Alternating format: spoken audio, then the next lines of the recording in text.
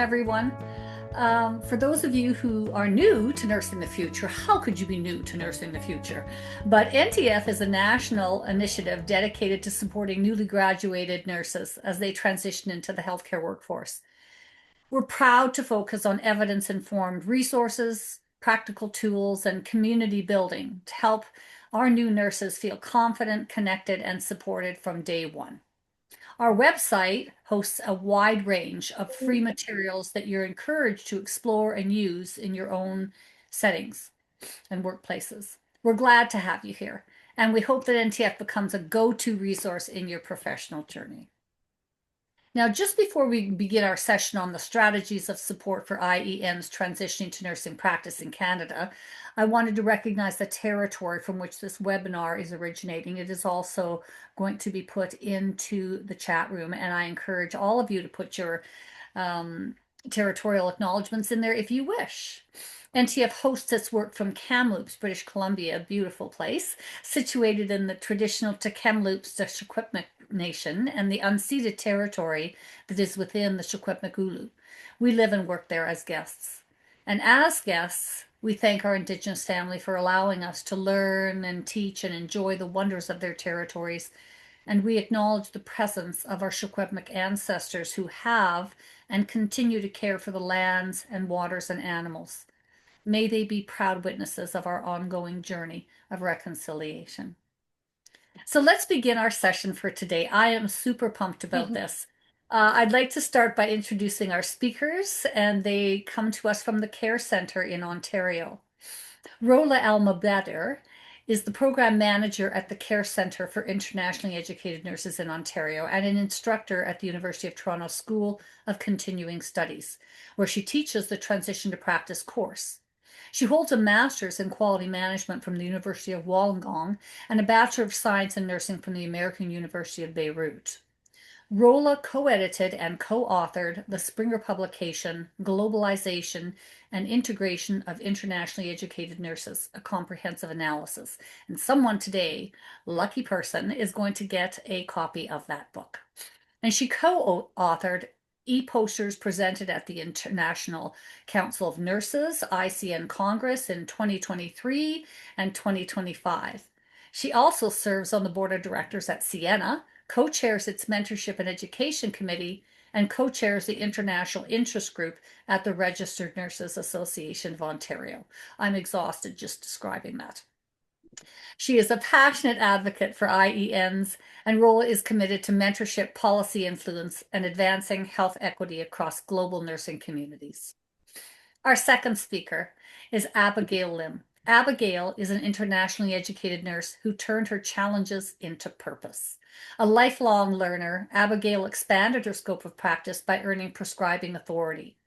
As mentoring program lead and case manager at the Care Centre for IENs, Abigail provides tailored guidance, resource coordination, and career counseling to support IEN integration and success. She also leads the Learning Interprofessional Healthcare Accelerator Program, which is a collaborative initiative between the Care Centre and Ontario Centres for Learning, Research, and Innovation in Long-Term Care, helping nurses build these skills for long-term care clients. Abigail also teaches the Transitioning to Practice program in Ontario for IENs at the University of Toronto School of Continuing Studies. Passionate and purpose-driven, she continues to inspire others to believe that her nursing dreams are their nursing dreams in Canada, and they're not only possible, but very much within reach. We welcome our speakers, and I myself look so forward to hearing more about the supports for this valued and needed demographic. I did want to just mention a couple of things related to the session today. We will be showing slides, and if you have questions, you can raise your hand, preferably just so that we keep the flow, put them in the chat, and we'll keep track of them. And then you can obviously ask questions at the end of the presentation. We hope you will, because we'd like lots of dialogue. And then there is an evaluation, and we'll put information about that evaluation in the chat. And we want you to go there. If you go there, one IEN will win $100 toward any webinar or workshop that Rola and Abigail and the Care Center are doing. And one institutional leader will receive a $500 session with the Care Center on programs of support for internationally educated nurses. And so with that, I am so grateful for Rola and Abigail, and I'm going to start the slides, and it's all theirs. Thank you, Judy and Nurse the Future, for hosting this session and for the heartwarming welcoming. And sometimes, as nurses, we kind of do not recognize the work that we put in and contributing to the nursing profession and to our fellow nurses. And it's that time when someone is introducing you that you think about the journey is such a rewarding one, and as well, there's still a lot to be done. So, thank you again, and greetings to everyone joining us today across Canada, from coast to coast to coast, and across the globe. And thank you again for taking the time to show your support to the work that we do. So I'm deeply honored to be here today, joining from Toronto, and Toronto, the traditional territory of the Anishinaabe, the Mississaugas of the Credit, the Haudenosaunee, and the Wendat peoples. I honor this land, part of the Treaty 13, and acknowledge the enduring presence and stewardship of Indigenous peoples whose histories and cultures continue to shape this place. So today I will be co-facilitating this session with my colleague Abigail Lim, who is the case manager and mentoring lead, as Judy had introduced her. And we're gonna actually try to give a little bit of an introduction about how Care Center is supporting IENs and about the work that we do every day. So let me actually start with, when I look at this slide, I always think about, as many IENs, I think immigrating to a new country is never easy. It demands strength, openness, and determination. I'm privileged, I would say, and I had the opportunity to practice nursing in at least 2 to 3 different countries and healthcare systems. And moving from one vibrant, as you see on the screen, one vibrant and cosmopolitan city to another, from Beirut to United Arab Emirates, Dubai, and then to Canada, Toronto.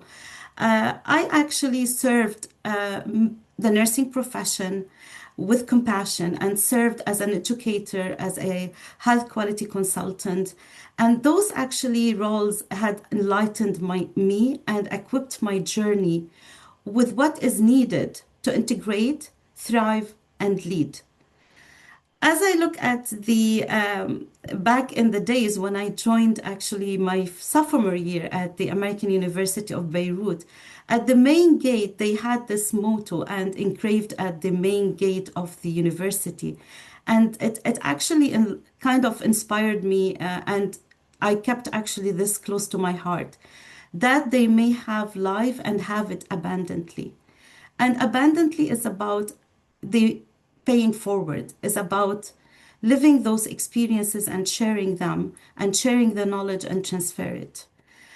As many IENs, I live by the values of Care Center that you can see them on my screen, about inclusivity, about compassion, professionalism, and about respect. And I would like to as well keep this as well contributing vibrant experiences and perspectives, enriching the fabric of the healthcare system in Canada and other countries of migrations and beyond. So I'm not going to actually bore you with this, because I believe that many on this call, they have are researchers, are leaders, are nurses, and they have been actually looking into the scanning the environment and the landscape. So I'm just going to walk you through a snapshot of the nursing and IEN landscape in Canada and globally. Yes, as many of us know, there is a human resource crisis, and this was actually exacerbated through the pandemic and post the pandemic, and with many other factors. So globally and across Canada, we're still facing some of those human resource crises in healthcare.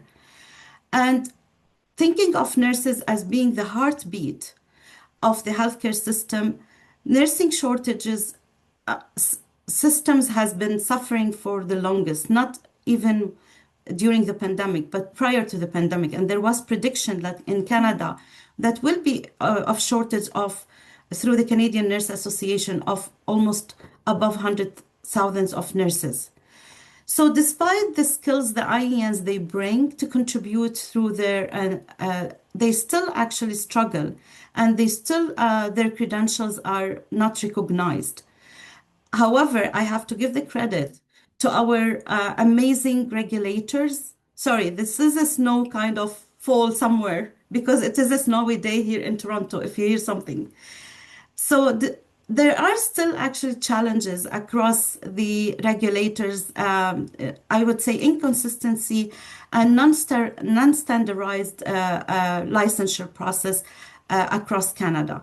However, the regulators across provinces and territories, and also with the support of the Dr. Lee Chapman, the Chief Nurse Officer of Canada, and also the Dr. Karima Velji, the Deputy Minister of the Province of Ontario, they continue to support those initiatives and dialogues in order to ensure a smoother pathways to nurses, interjurisdictional mobility, and also to build on the capacity of the human resources in healthcare. And there's a lot of strategies that has been put in place to mitigate the staffing disparities as well between urban and rural areas and across Canada. However, IENs, they have still to navigate a non-standardized licensure process. And as well, IENs are recognized to have the talent, the skills, the knowledge that they will be able to contribute, and not only to fill the shortages, however, to build capacity in our healthcare system. So I refer to this, but I would like as well to highlight the work that has been done.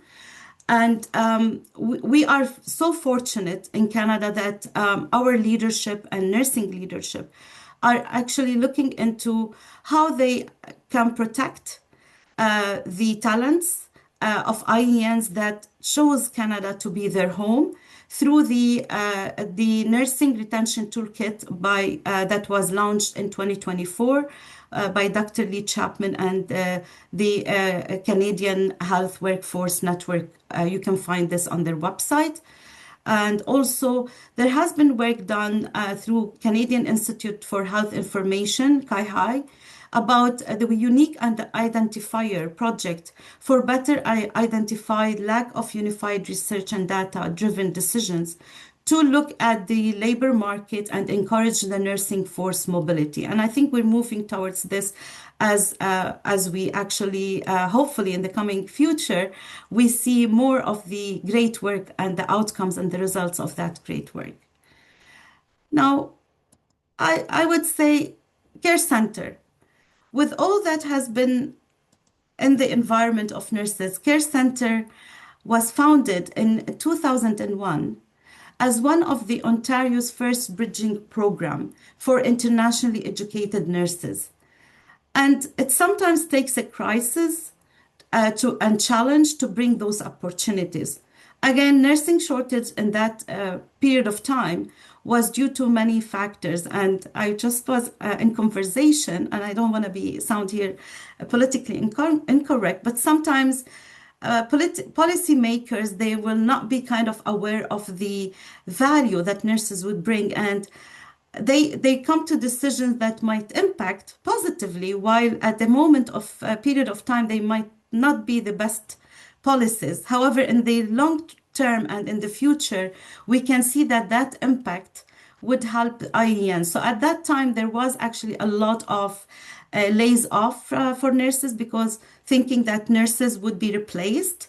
But then this created an opportunity for more nursing leaders to rise and shine. And this is when Care Center thought about there's a lot of IENs that are in our system ready to serve. They only need to become registered and be licensed to practice in Canada. And and this is when our STARS program was launched and initiated in Ontario, focused through the generous funding of the provincial government, the Ministry of Labour, Immigration Training, Skill Development. And every time I try to repeat this, I always think about, am I getting this right with all the abbreviations? So STARS program that I am actually the one who, the program that I oversee is supports training and access to regulated employment services funded by the government of Ontario. And that was how we can help and support IEN's integration. It takes a village to raise a child, and it takes a community to welcome a newcomer to a country and to help a professional nurse to be integrated in the system. And sometimes we do have the talents and skills, and I'm talking here about myself being an IEN as well. However, we do not have the resources and how to navigate a new system, a new healthcare system, and how to find the resources. So this is when Care Center actually works as a liaisoning and helps building this network and community to help the IENs navigate a new system, a new healthcare system, and the licensure process. Then in 2016, understanding that the credentialing process and the documentation needed to become licensed in Canada or in Ontario, it's more complex than it appears to be. And some IENs, they land in Canada, they do not have all the information needed. And this would take them a longer time to become registered in their journey towards becoming practicing nurses as RNs or RPNs. And in Ontario, we refer to it as registered practical nurses or registered nurses. However, in other provinces, they might have also the licensed practical nurses. And also we have other categories in other jurisdictions across Canada. So in 2016, we were also very fortunate to be funded by the Immigration, Refugee, Canadian and Citizenship of Canada to have a pre-arrival program, and that's the PASS program. Pre-arrival that would help IENs. We do not unethically recruit any IEN and ask them to come to Canada. However, for those IENs who choose to come to Canada and to practice nursing, this is a human right. And I wrote that in the book that I will actually highlight at the end of my section. Then we need to support them. We need to find ways on how to help them.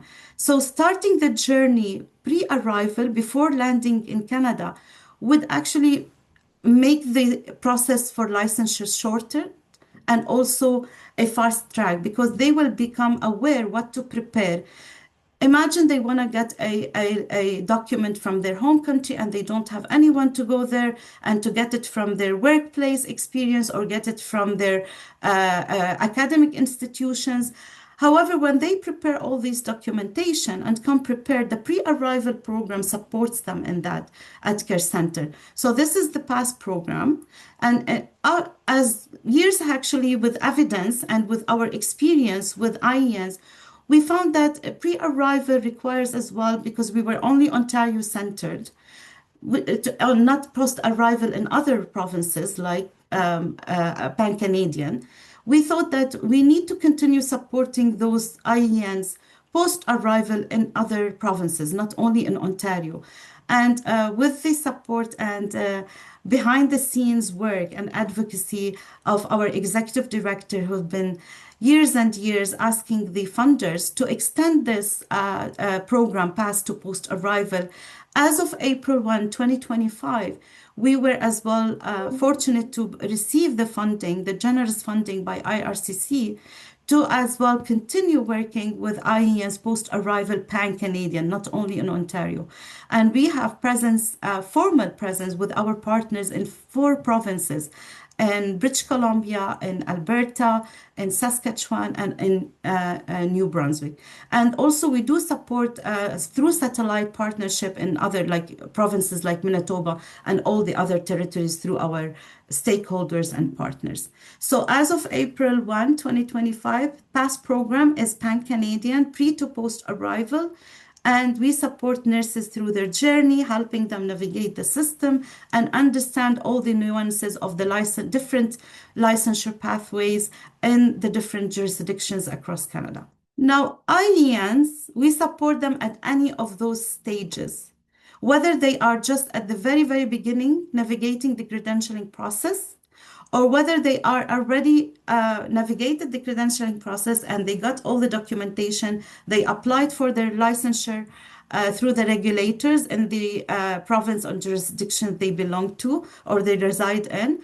Then we look at whatever the assessment from the regulator will dictate how we work with them on one-on-one case management model. I'm going to as well refer to this case management model as we move in the presentation.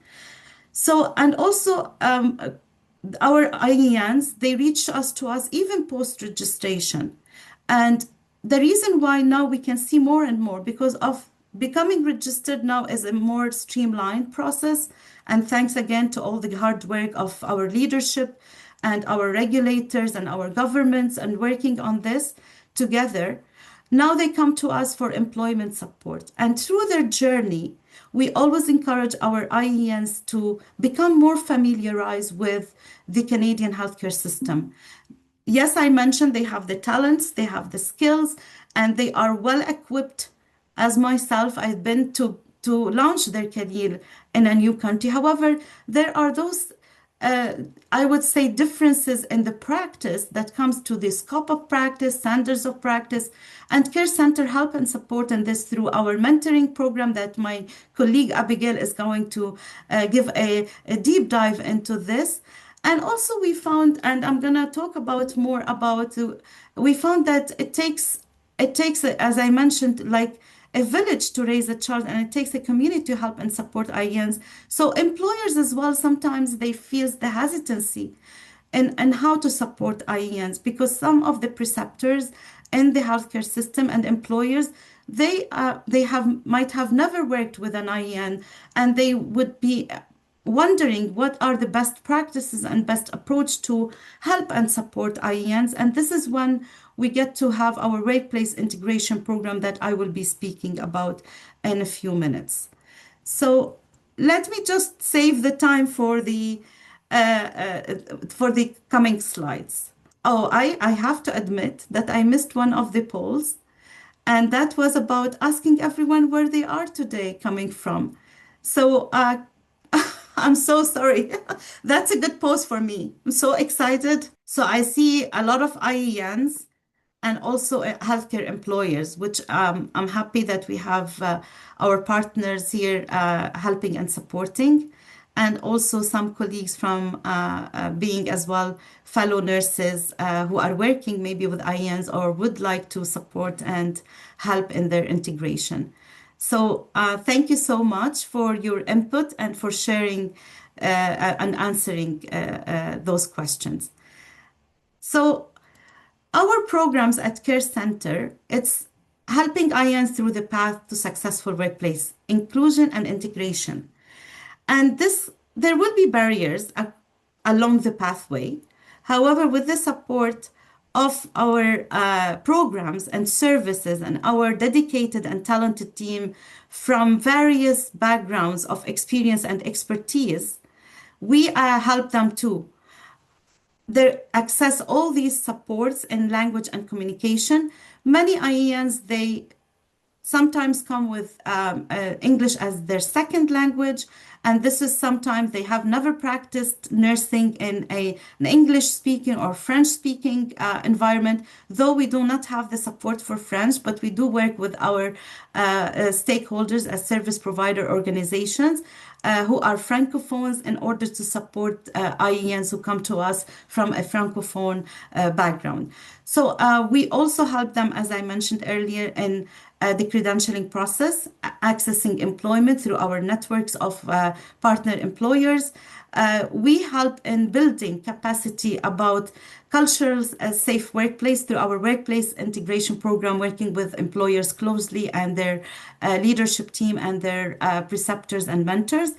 And also, we know that the settlement supports are very much needed, and we do build a lot of capacity with having access to service provider organizations' resources, allowing our and cross referrals, and allowing our clients to know about all these settlement supports available for them. So our case management model, we have the IENs in the middle, and all our case managers who are dedicated, and many of them are IENs as well themselves, and some of them they are settlement support workers, and others they are as well language and communication specialists. We do help, as I said, the IENs to navigate the system and help in all aspects in the different stages and the pathways to relaunch their career in Canada. I think we can, before moving to this, we can go to the second. Thank you. So 96% from the from those who joined are from Canada, and we have 4% from outside Canada. That's great, amazing. So thank you everyone again for supporting and for being here today. And hopefully I'm answering to all the inquiries as I move through my presentation. And think we can go to the next as well poll question. So I would say the majority had already started their application through either, sorry, I'm maybe kind of focused on Ontario, but again, for those who started their maybe credentialing process or their application with the regulator from across Canada. We can move to the next poll question. Okay, just to think about and reflect on the numbers here. So I could say like the majority answered they are looking and seeking for workplace integration and transition support.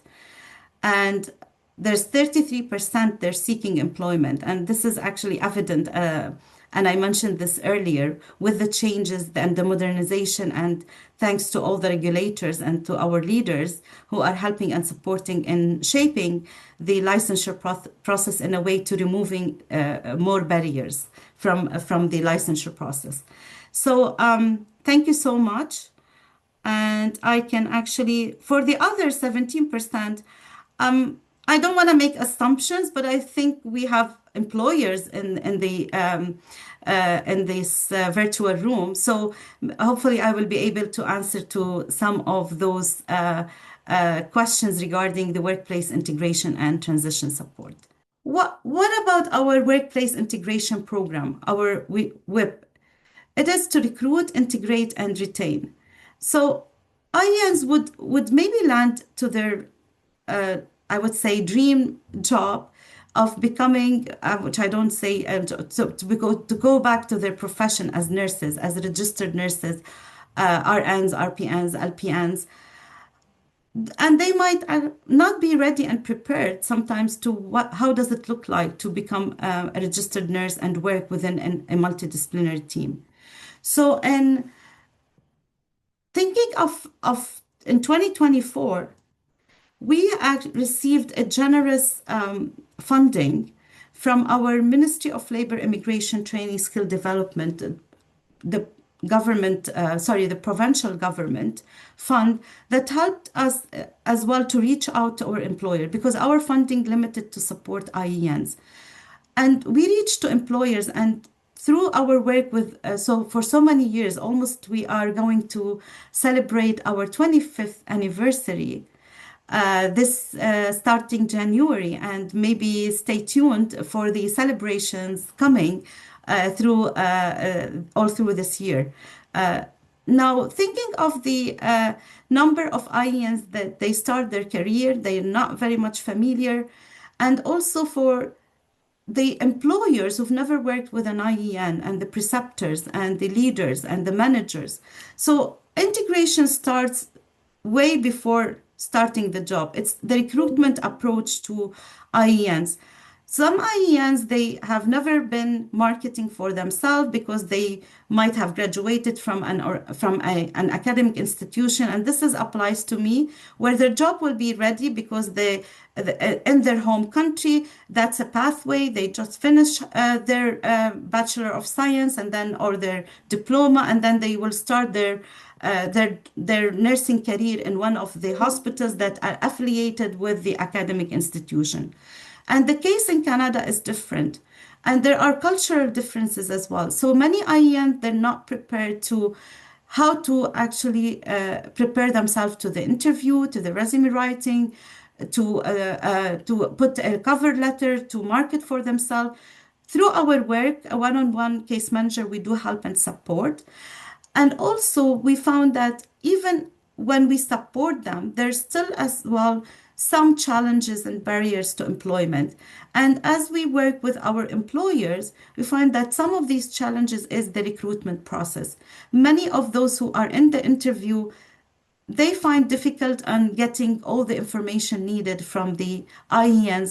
And also sometimes the IENs do not actually explore some of the questions related to their how they envision themselves in the coming years, or what are their weaknesses and how to reflect. And in Canada, the professional practice dictates to be reflective practitioners. However, not in all countries they practice in the same way. So then at this point, we found that helping and supporting the employers through their recruitment strategies and helping them navigate the unique needs of the IENs, or the unique I would say, onboarding or orientation of IENs would help and support in a successful integration and retention.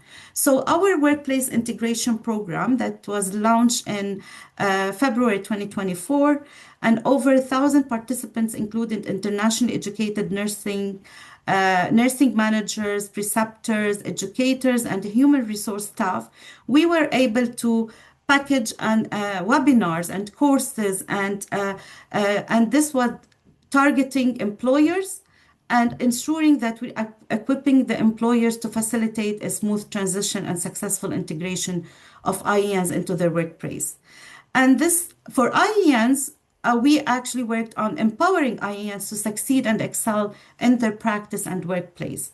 So more than 50 web sessions were delivered to more than 22 organizations across Ontario, and participant organizations represented a diverse healthcare sector from 71% from acute care setting, 10% from long-term care, and 19% from community healthcare.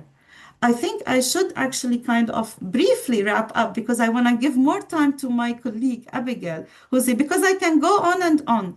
So takeaways from this is a quick kind of, the takeaways is, yes, after doing the data analysis and evaluation, preliminary, we found out, yes, those sessions helped and supported.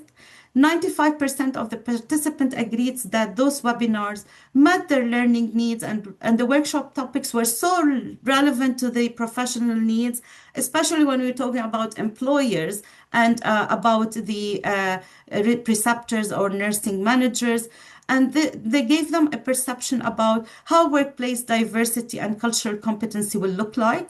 And we were so nimble in customizing those sessions to the needs of each organization or to each of the groups based on their learning needs and what the workplace integration means to them or looks like. Cross-cultural nursing, customized recruitment and onboarding strategies for successful integration and retention of IENs. Client-centered care, interprofessional and multidisciplinary approach to care. What does it mean? Cultural competency and humility. And this is works both sides for IENs and for employers.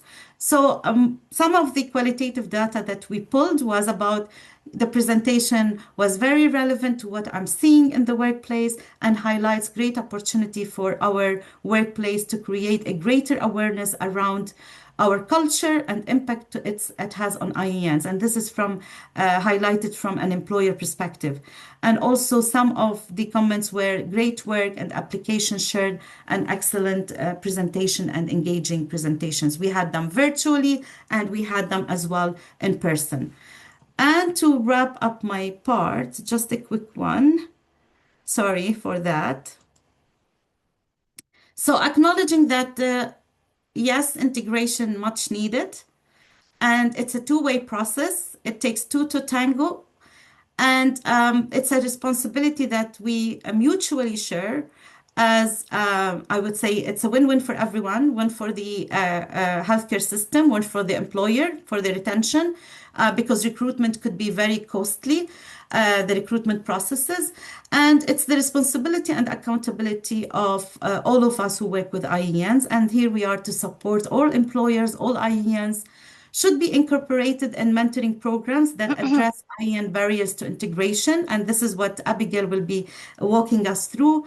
And it builds more understanding and train entire healthcare team to focus on interprofessional collaboration, creating and raise more awareness about the cultural differences, promoting understanding of IEN's diverse and at the same time unique diversity within the IENs because they're not one size fit all, team and organizational cultures. And we can have more resources as well and share it with you after this session. Thank you so much for bearing with me. And sorry, Abigail, all yours. Thank you so much, Rolla. So moving on to the next slide, just a little bit more about the past program that Rolla didn't touch base on. So if you're thinking about, if you're an IN who wants to be prepared and be one step ahead of your Canadian nursing journey, even before you arrive in Canada, that's what PASS is all about. Just that's briefly what it's all. So to many IENs, the transition to nursing in Canada can feel overwhelming, as Rolla mentioned. Different systems, new expectations, unfamiliar processes, questions like, where do I start? How to make it right? How to make the right connections and get the correct information so that you don't have to waste time and money. So with the PASS program, it helps remove that stress by giving nurses a head start months before arrival. And how do PASS support? It offers one-to-one virtual case management support. Every IN is matched with a case manager who becomes your go-to guide with understanding registration pathways, mapping out next steps, knowing what documents to prepare, thereby, avoiding delays. And basically, it's having a personal coach for your Canadian nursing journey. PASS also supports mentorship, where IENs meet mentors, build community, and feel supported even before they step foot in Canada. And access to webinars and course, it's all online. Some of those are Canadian workplace culture, nursing in Canada, Canadian labor market, orientation to Canada's healthcare system, professional writing skills, and even self-care strategies for IENs. So these modules, it helps build IENs' confidence and set realistic expectations even before landing. And you only need a proof of nursing education, such as your certificate of graduation, nursing registration, or letter of nursing employment, and also proof that you're approved for immigration to Canada or a refugee status. For our STARS program, so briefly, and as Rolla mentioned, no one size fits all. Everybody has a different journey. Everybody has a story to tell. So your case manager will play a huge role, will be identifying those unique needs, and some of the initial assessment that the case manager will be offering you is the nursing readiness assessment tool, which is not like the NCLEX. It's just an assessment tool that will help you guide you determine your strengths and gaps when it comes to your knowledge related to nursing in Canada. And there will be a service plan. It will be reviewed and it's based on your progress, your needs. At Care Center, we really try our best to provide you the best resources that we have. However, if it's beyond what we can provide, we have a lot of resources and connections that we can refer you with. So basically, your case manager offers you support, suggestions, alternative resources. We keep you informed about the latest changes to nursing regulations, policies, and trends. We can update you. We're just not making it up.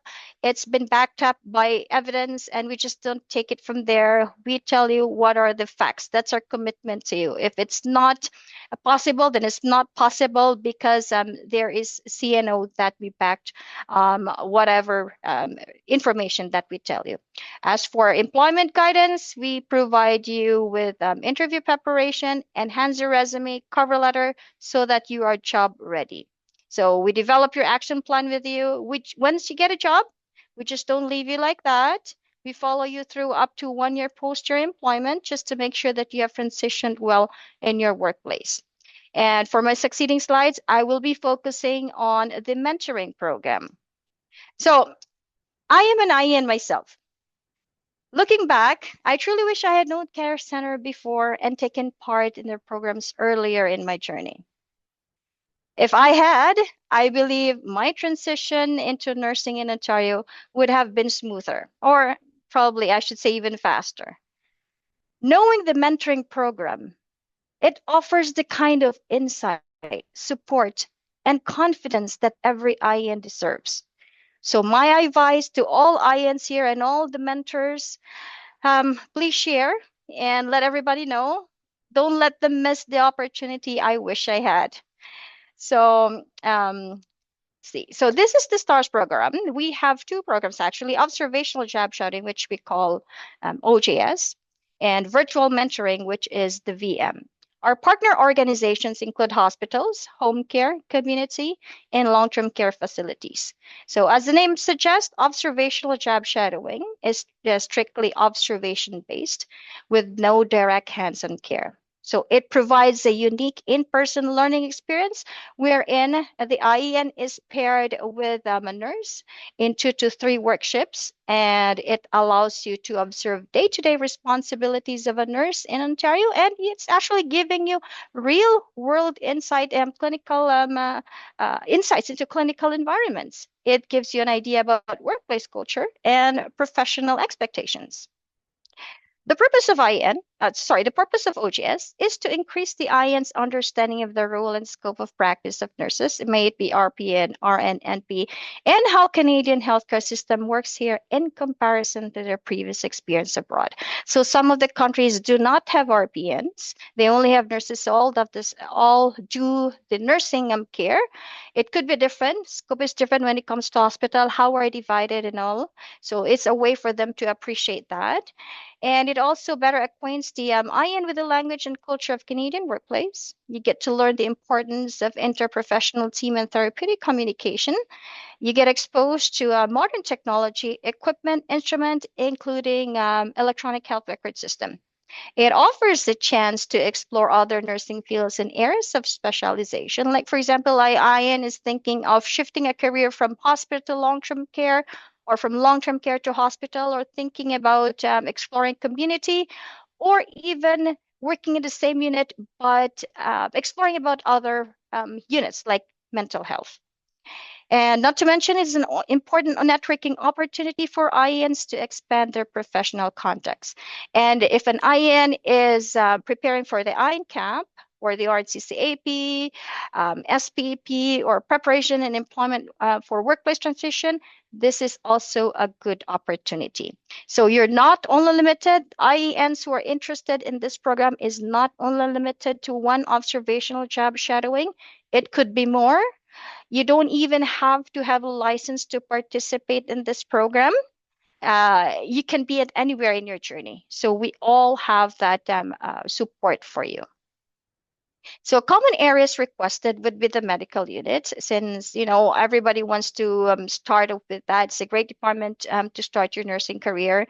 You get exposed to diverse patient populations. Everybody's there, young, elderly, and a variety of medical conditions as well. Acute, chronic, post-surgical, palliative, and it builds a strong foundation when it comes to clinical assessment, critical thinking, prioritization, and even delegation. So, and you get a chance to also see who is part of the interdisciplinary team, who is the physician, pharmacist, OT, PT, social workers, or anything like that. And you also get to practice about your head-to-toe assessments, medical administration. It could be different in each facility, but how they do things, IV therapy, wound care, fluid management, and those skills can be carried forward into any other nursing specialty. So, like for example, if you're interested into starting off with medical, then moving on to ICU and other departments. There's also been a lot of requests for long-term care and mental health departments or units. So to appreciate more the importance of mentoring program, allow me to share a powerful story from one of our IANs. So we have an IAN. When we first met her, she had one goal. She knew exactly where she wanted to be. She wanted to work. She told me with full confidence, Abigail, I want to work at my dream hospital, and we will call it for this presentation, Hospital A. So she said, I want to work in my dream hospital. That's where I see myself. So together, we strengthened the resume, refined her cover letter, and submitted her application. And as we all know, some hospitals would take time to respond. They have their own process. So it's taking time. We were waiting. So, and then meeting, and we were discussing how to make use of our time. So it came up that, why don't you try observational job shadowing at the same facility that you're interested in, since it is one of our employer mentoring parts, or it's one of our mentoring partners. So for sure, she was thrilled. She was excited, and we submitted the application. So she went for 2 days of observational job shadowing, came back, we met, and we had discussion, to see how things are after the 2 days observation, how is it helpful, and all of those. So she said, it was amazing. This is exactly the hospital that I've been dreaming of, and nothing has changed my mind. I am pursuing this job application.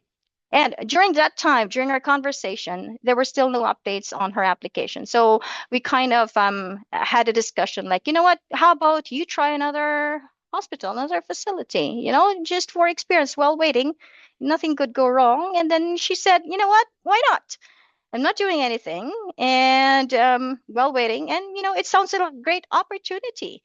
So that's how it went. So to make the long story short, she went for 2 days observational job shadowing at what we will call now Hospital B. She completed, and after the 2 days of observational job shadowing, we had a discussion again, and this time the tone was completely different. This time, she said something unforgettable. She told me, Abigail, I didn't know another hospital could feel like this. She told me, Hospital B opened my eyes. I didn't realize that there was another environment where I could see myself working. And then she told me, Hospital A was my dream job. There's nothing wrong with it. But Hospital B also made me feel that way. Nothing wrong with it. It's amazing. But I felt that I belonged at Hospital B.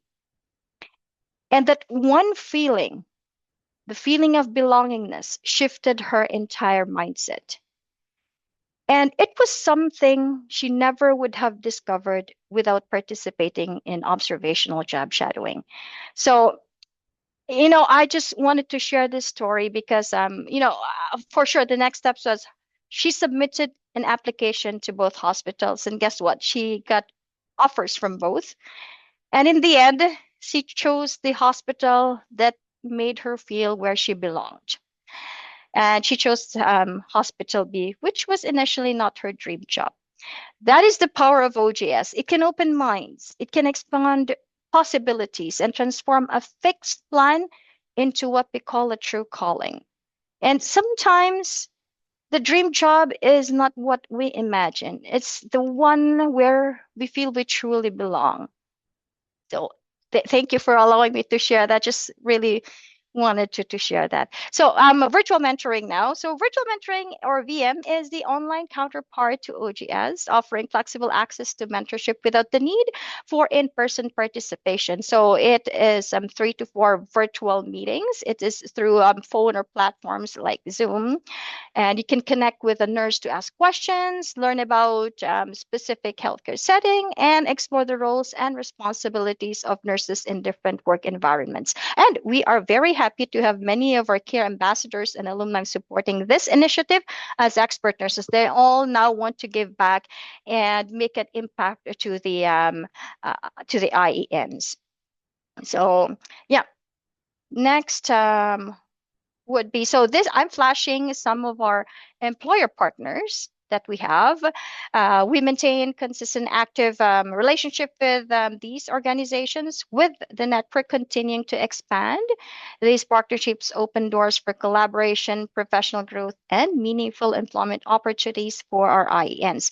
So I can see some of our employer partners are joining us today. Thank you so much for all your support. I can never thank you enough.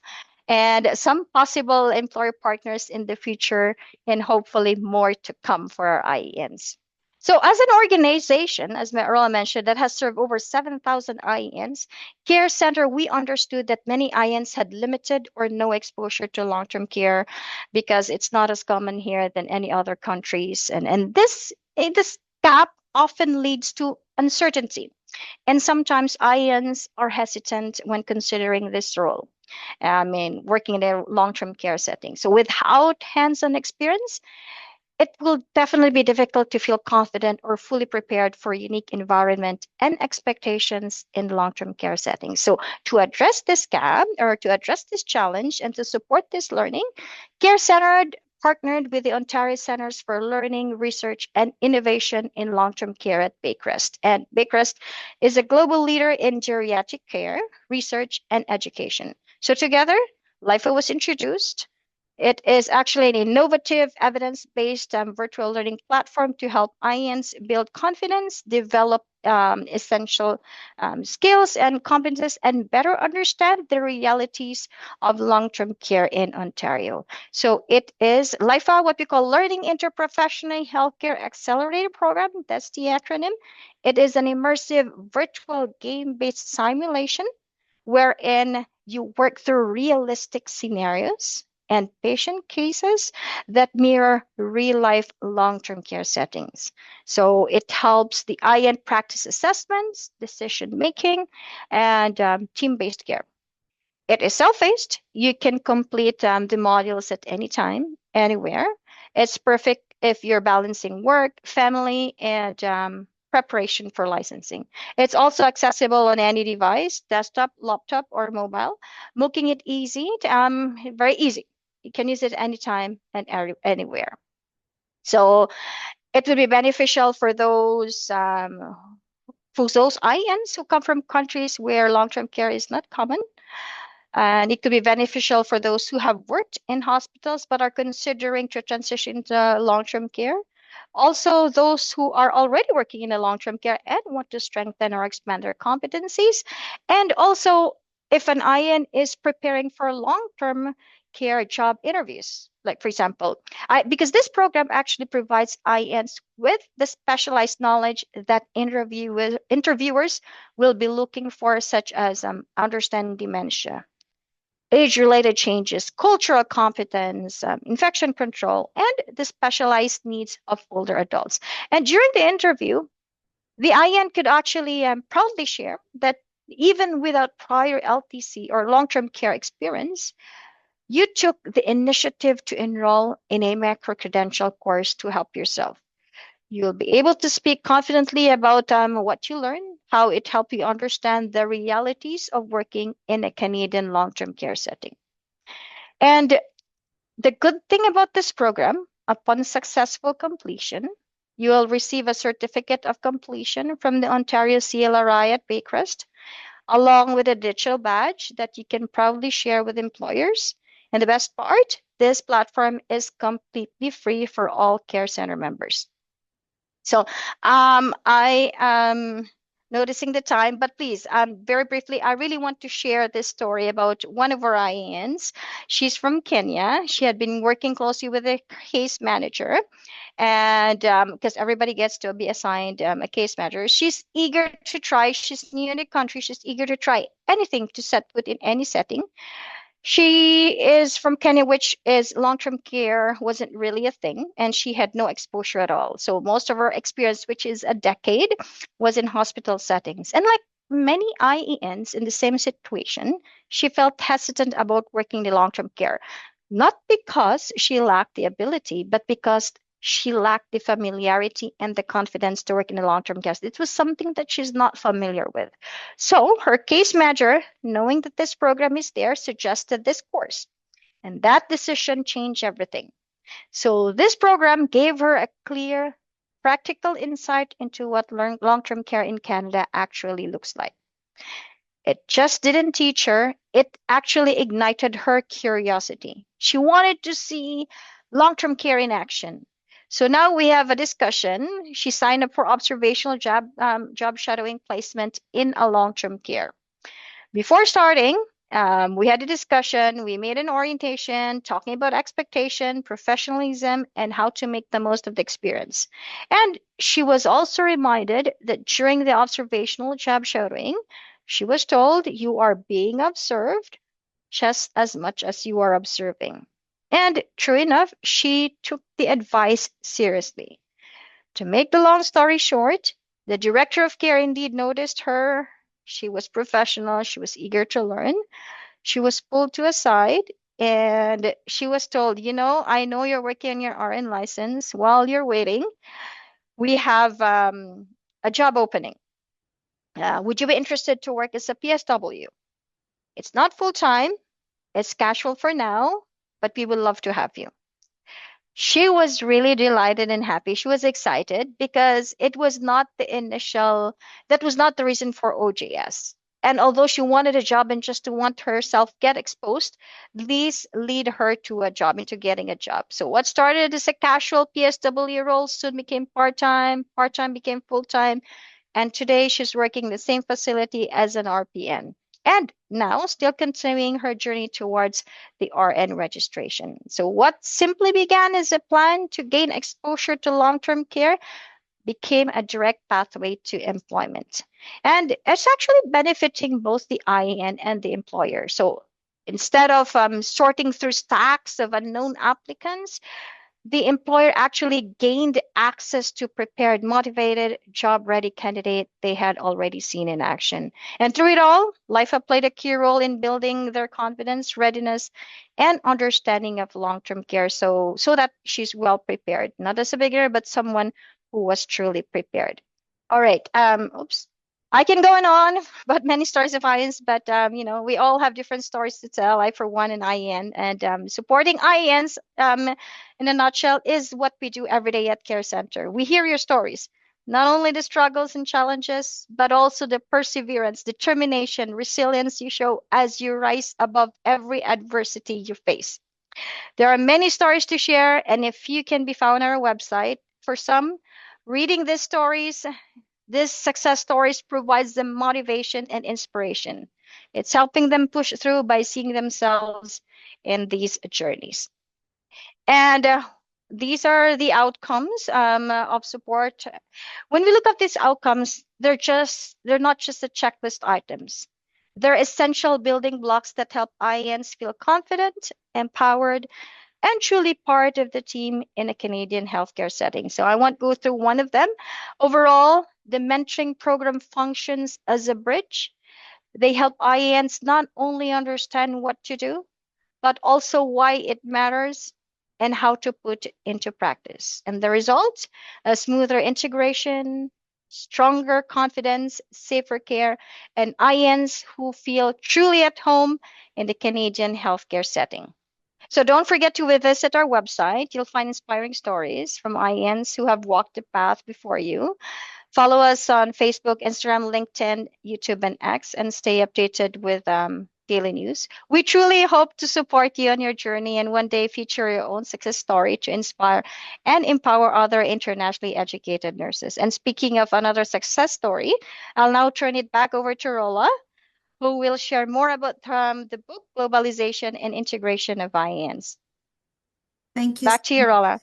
Thank you so much, Abigail. And when I heard, was hearing your stories that shared, I know you share them with me through emails, but hearing them, that's really heartwarming and also more inspirational that the work that we do, it's really impactful and it makes the difference. So before going to the next slide and talk about the chapter of the book and the book that was launched recently through Springer, I would like actually to go through some of the poll questions that we didn't get the chance to go through because we were so, for employers, what recruitment and retention strategies have you created to ensure smooth integration of IENs into your workplace? If you have done this already, and what things that you think like maybe still we can support in, we're happy, please reach out to us. Rolla, while people are answering that question, and I hope they do, because I think this has just been outstanding in terms of what the resources are that are available to all of us to support this demographic. But I've had a couple of questions related to whether or not the programs that you're offering that you spoke primarily about in Ontario, are they offered through a pan-Canadian approach? Do you support provinces outside of Ontario with program? Thank you so much. And this is really a very great question at this, I would say, period of time. As I mentioned, like as of April 1, 2025, the PASS program, our Pan-Canadian program, was only pre-arrival. And after that, we are now Pan-Canadian post-arrival. And what we mean by this, that all our programs in Ontario are being actually kind of offered in the other provinces, as our PASS program is working on their partnership and building more employer capacity. So the PASS mentoring program is coming soon. So stay tuned. And we are working, we already, I think we have some of the mentors who worked with PASS program pre-arrival through the Canadian Nurse Association, and one of them is our was awarded, I think, during the Nursing Week last year.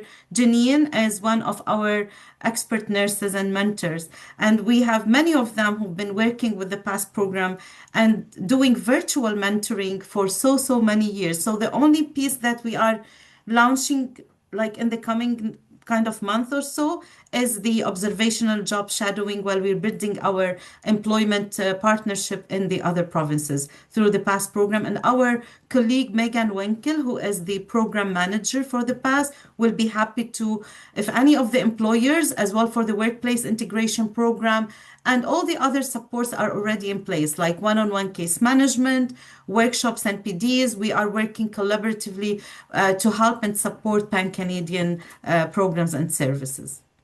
Well, that's wonderful. That's wonderful to hear. And all they need to do is kind of connect with you. Did you want to make sure that you put the connection that you want them to use in the chat? Would that be reasonable for you to do? Yeah, I was about to put my email, and please, by Okay. all means. Awesome. Yeah, thank you so much. You go ahead and do that. And I've got another question. Yeah. And I think the question was, is there a cost? Because we haven't talked about how, I mean, you've talked a lot about the funding that you've received, but I'm curious if an IEN wanted to access your services, or even one of the educators or managers from across Canada that has a group of IENs that they don't know quite how to connect with.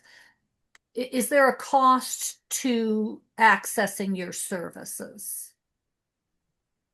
No, there is no cost in principle because we're funded by the government, the provincial government, and the federal government, IRCC, and the Ministry of labor, immigration training, skill development. Having said so, because we do rely on talents and skills from the facilitators, and some of the workshops are hands-on, so requires external facilitators, and then there will be a cost coverage kind of fees tied. So an example would be health assessment. If we're not able to find the talent and the skill in the team, we try to hire external facilitator to ensure that we are having the most recent up-to-date facilitators doing the health assessment hands-on. And sometimes we might need to as well rent a space because we have a large number and we cannot accommodate this. So those are only, or the exam preparation, those only the kind of services that might have a fees attached to it. Other than this, our memberships are free, and all the other kind of services, one-on-one, unlimited.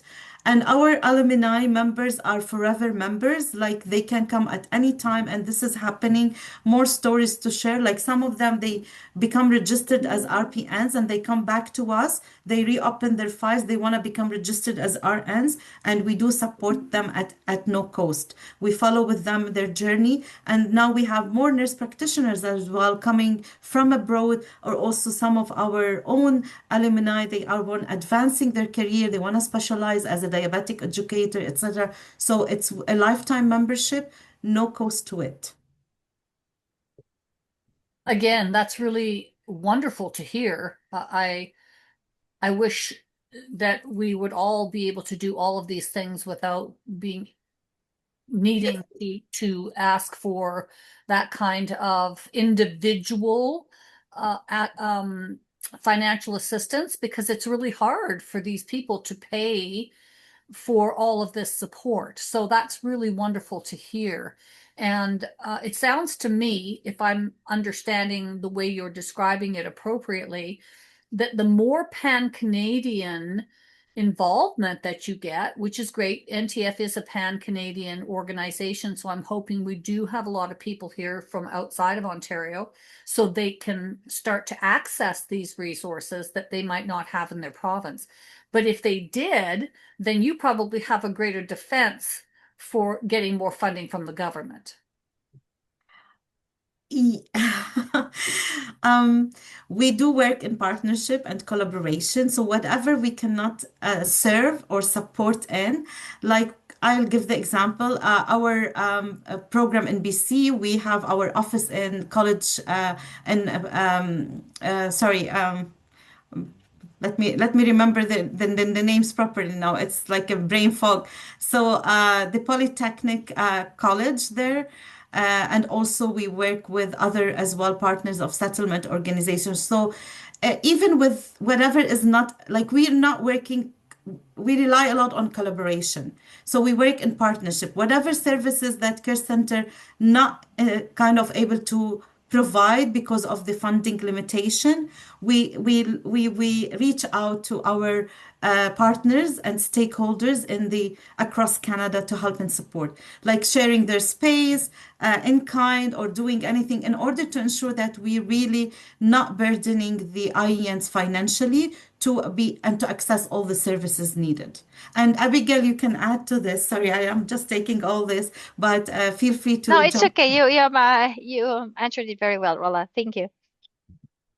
Yeah, I guess I was also thinking not just of the IENs, because it sounds like you've got a pretty good pre-arrival program. It's sort of when they get there and whether or not their institution has the kinds of supports that they in particular need. That's what I'm thinking. How does that institution Yeah. get that support? And it sounds to me like you have Saskatchewan, British Columbia, a few places involved, but the more people that start to contact you, perhaps that gives you some fodder to go to the government for more funding that's perhaps provincially based. I totally agree, and we're open always. Like I don't know if I'm politically correct today.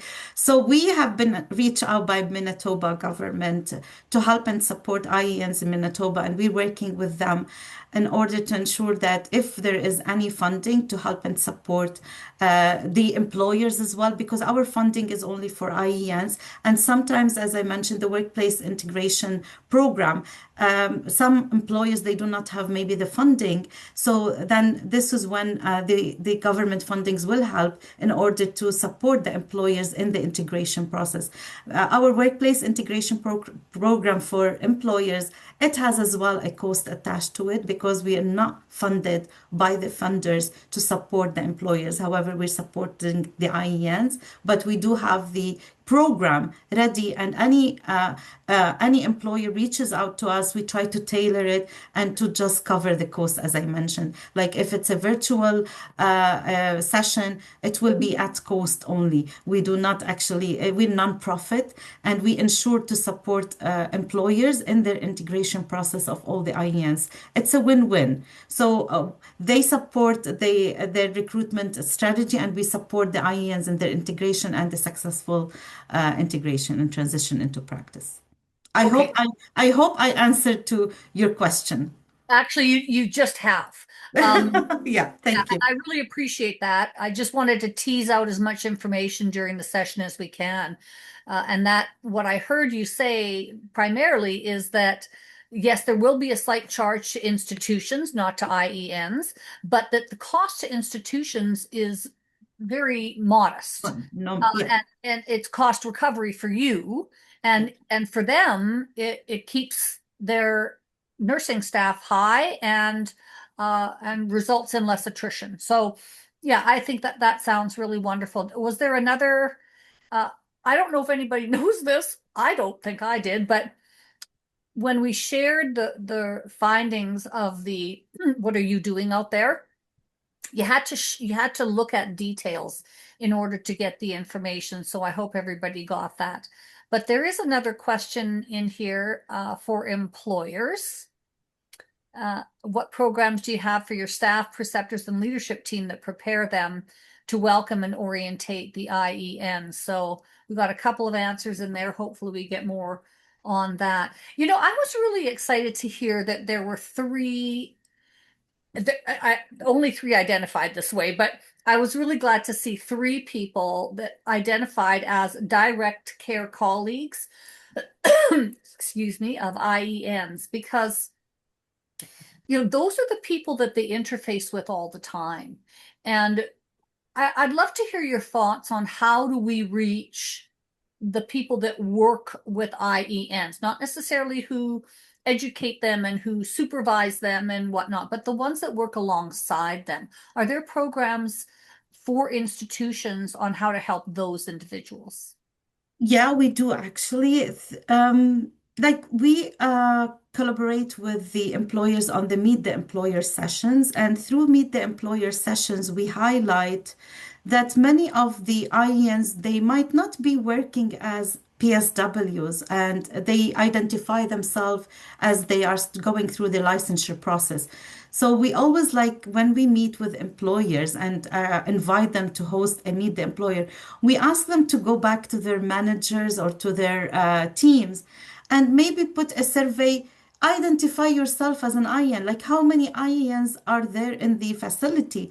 Because this is the only way, back to your question, Judy, to know who is working with those IENs and what they are. They might be actually serving in the kitchen. They may be actually doing some housekeeping, and they're not identifying themselves as an IEN. So I think there is work to be done internally through the organizations and from the employer side, but we always bring this to their attention and saying like, have you checked how many IENs in the organization? It doesn't have to be an IEN who is going through a transition or an IEN who's working as a PSW. Some of the IENs, and I want to refer to the story and how Ruth Lee, who is our executive director, is on the call.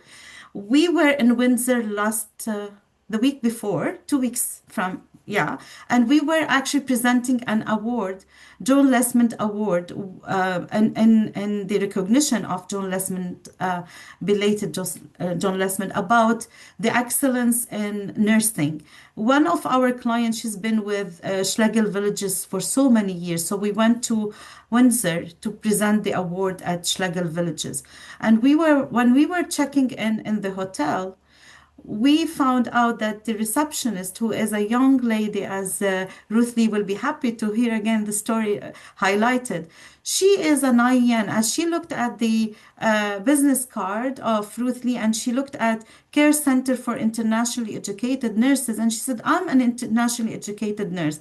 So I think we need to do a lot of work yet, and that's when we're trying to open up and expand pan-Canadian, but also employers play a very pivotal role, that they and settlement organizations, because they are the gatekeeper for newcomers to be aware. So we do a lot of information sessions, monthly information, targeted ones as well, to settlement organizations.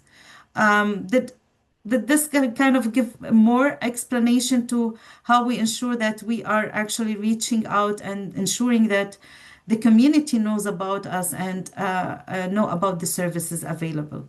Yeah, it totally does, Rolla. Thank you. And I just find your comments so fascinating and so reflective of the challenges that we're having, that we have all these IENs working in non-nursing roles.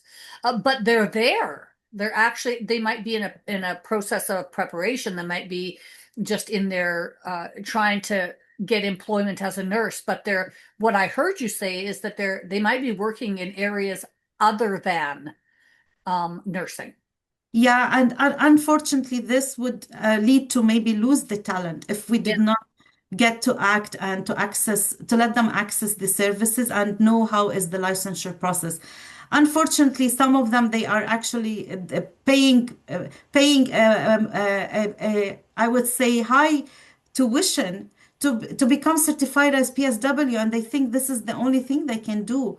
So we need to let them know that they have the skills and the talent to be working in a positions like PSWs, and this is not where they should be landing. They should be working on their licensure process, and the sooner they become registered, the better the integration, and we're helping the building capacity in our healthcare system. Yeah, very good point. Very good point. Nancy, I just wanted to call on you. Sorry that it's taken me so long. Go ahead. No, quite all right. I'm Nancy Sinclair, and I'm nursing faculty with the McMaster University, and I've also started mentoring through my local immigration services at YMCA. But I wanted to just share with all of you that the last group of fourth year students that I taught this past fall, one of the sessions we did was about working with IENs, and we had an absolutely fabulous 3-hour session on helping these young nurses understand what it was like to work with somebody who had been educated in a different country, and all the wealth of knowledge and skills that they brought. And we explored the balance, the barriers and the challenges that they experienced. So it was exciting to be able to bring to the group that we talked about care and all the wonderful resources they have to offer for IENs. And I think that even starting with nursing students, helping those who are educated in Canada help to understand the resources and the value that IENs bring to our nursing practice, so that they can be advocates for IENs when they find themselves as part of the team. So I just wanted to share that story, and thank you.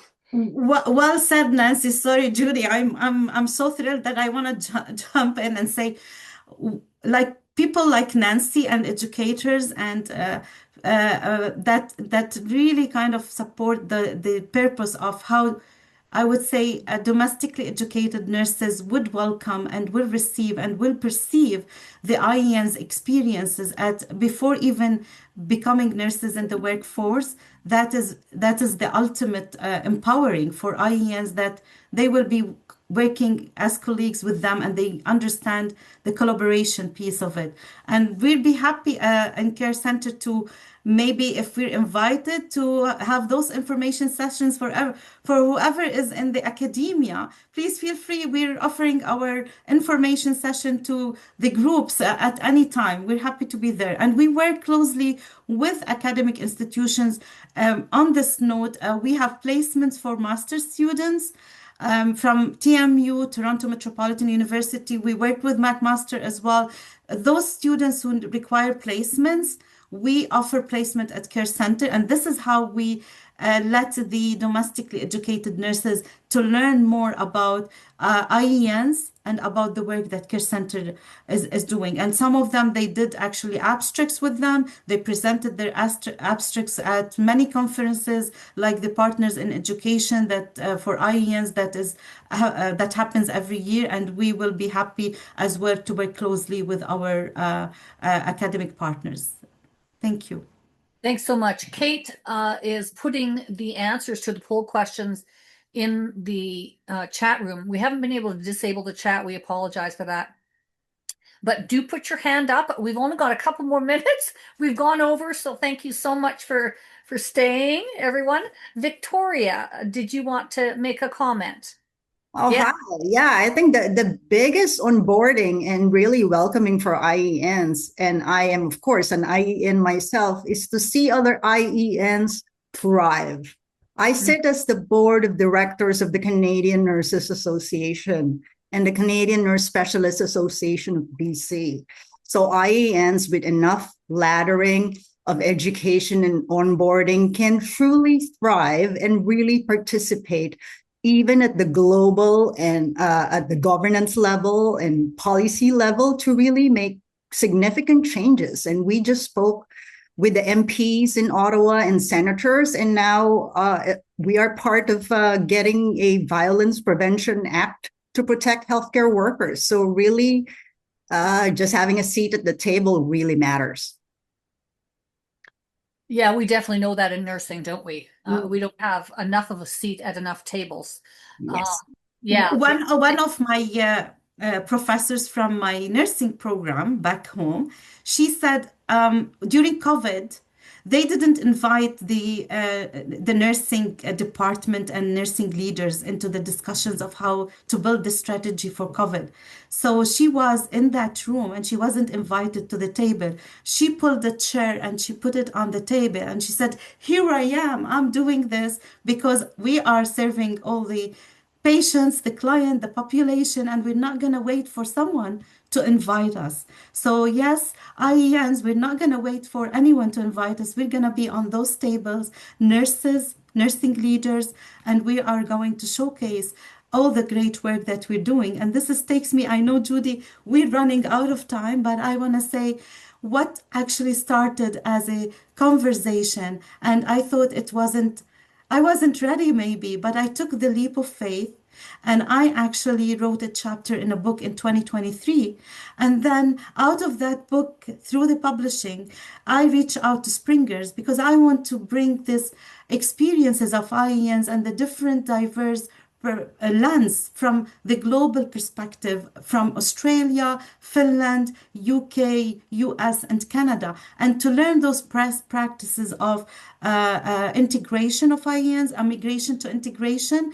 And through the book that was launched in early November, Globalization and Integration of Internationally Educated Nurses, a comprehensive analysis, we highlighted those experiences. We highlighted as well the strategies, the tips, the recommendations, and we brought the WHO as well recommendation that nurses build economics. Migration is inevitable and mobility of nurses inevitable. So what we can do is build on those talents, ensure that IENs are the global talent that wherever they are, they can serve, they can thrive, they can build as well our healthcare system. So thanks to our co-editors, Ruth Lee, who is our executive director, Ruth Woodjuk, who is our professional practice lead at Care Center, I am here today. I do what I do and I do it passionately and compassionately. So please, for all the IENs, here are, as Victoria said, be the model, showcase the work.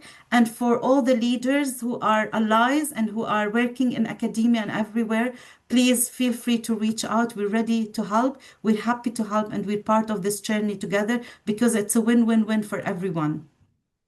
Thank you, Rola. Abigail, I wanted to give you an opportunity to say one last word, being as articulate as you are. And I want to thank Rola and Abigail. This has been an incredible session. We will be recording it. We will be putting the recording on Nursing the Future for everyone to see. And we do have a winner for the book, and Kate's just getting me the name now. So until then, Abigail, do you have a final word? Yes, thank you so much, Judy, for giving this opportunity to share the programs to all IENs. And as we close, we just want to say, we see you. We see the IENs. We see the courage it took to leave your home, the sacrifices you made for your family, and the determination it takes to navigate a completely new healthcare system. So we see you. We see the long nights of studying, the uncertainty, the resilience you show every single day, both in your journey to licensure and integrating into your new workplace. And we want you to know, Care Center wants you to know, you do not have to walk this journey alone. At Care Center, we believe in your potential and the incredible value you bring to your nursing in Canada. So we're here to guide you. Please connect with us. We're here to support you because success in nursing is more than exams or credentials. It's about being empowered, supported, and recognized for your experience, your story, and your strength. So this is what Care Center stands for. Thank you so much, Judy. Thank you for the all who attended. Yes, thanks so much to everyone for attending. For this, the passion Abigail and Rola brought to this presentation was just outstanding. And we do have a winner for the book. It's Victoria Casas-Elquest. So congratulations, Victoria. We know that you'll take all the knowledge in that book and utilize it and pass it on. So thanks everybody for being here. We hope to see you again, and take care.